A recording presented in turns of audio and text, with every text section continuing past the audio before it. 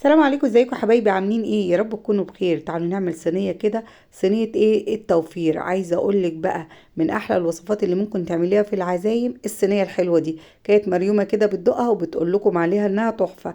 يلا بينا بقى ارص الفراخ بتاعتي زي ما انتم شايفين فوق الصينيه واقول لكم انا عملت ايه. بصلتين كده كبار حلوين، روحي مقطعاهم كده في الكبه. انا النهارده معايا كده وصفه لذيذه ومش غريبة عليكي في الاسم بتاعها. ده احنا النهاردة هنعمل ايه؟ صينية بطاطس بالفراخ، بس بقى على طريقة تيتا، والطريقة اللي الولاد بيحبوها عند تيتا، وكل اللي بيدوقها مني مستحيل يغيرها.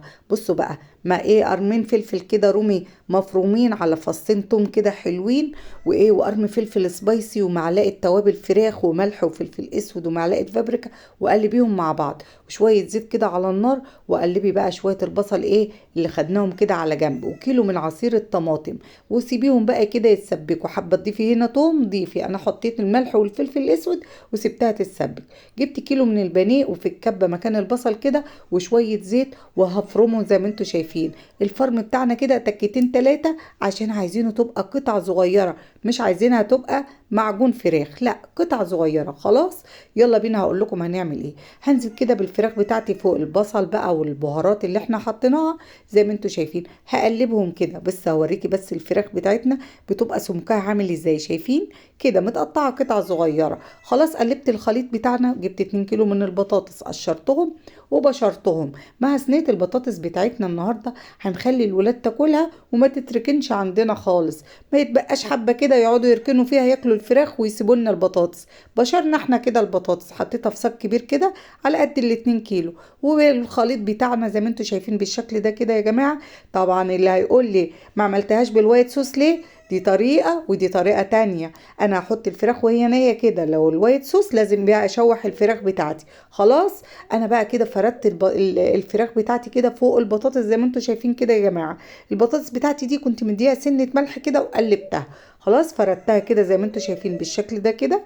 خلاص، يلا بينا بقى رحنا جايبين بقى الصلصة بتاعتنا بعد ما تتصلص. وكده بقى ايه، احلى صينية فراخ بالبطاطس او بطاطس بالفراخ زي ما انتي حابه تسميها. ولو وصلت لغايه هنا ما تنسيش تيتا لايك ومتابعه عشان يوصل لكم كل جديد. انا معايا هنا كيلو من الطماطم صلصته، والكيلو كله هحطه على الوصفه بتاعتنا. طبعا معانا كيلو بانيه و2 كيلو بطاطس وكيلو طماطم، والتوابل بقى عليك انت يا ست الكل. خلاص بقى، زي ما انتوا شايفين كده هجيب شوكه وابدا انزل السائل بتاع الطماطم ده كله عشان يوصل للبطاطس بالشكل اللي انتوا شايفينه ده كده يا جماعه. والفرن سابق التسخين. التزيين بقى حسب ايه ما انت حابه، شرايح طماطم حطي، فلفل الوان زي ما انا حطيت كده حطي، ده حاجه اختياريه بس لازم تديها وش كده يبقى حلو عندك. وارجع تاني احطها بقى تحت الشوايه، وتعالوا اتفرجوا بقى بعد ما ايه ما طلعت من الفرن. بصوا بتطلع الخرطه بخرطتها، ولا بنهدر في البطاطس ولا حاجه. بصوا طالعه ازاي بكل شياكه، صينيه بطاطس بالفراخ. بصوا بقى، وهنا كانت مريم بتدوقها وبتقول لكم ايه رايها فيها. عايزه اقول لكم وصفه لذيذه، حتى لو قعدت الخرطه منها كده وباتت في التلاجة، عايزه اقول لكم تحفه. وهنا كنا كلناها بالعيش. وبنقول لكم لو عجبتكم الوصفه ما تنسوش تيتا لايك ومتابعه عشان يوصل لكم كل جديد.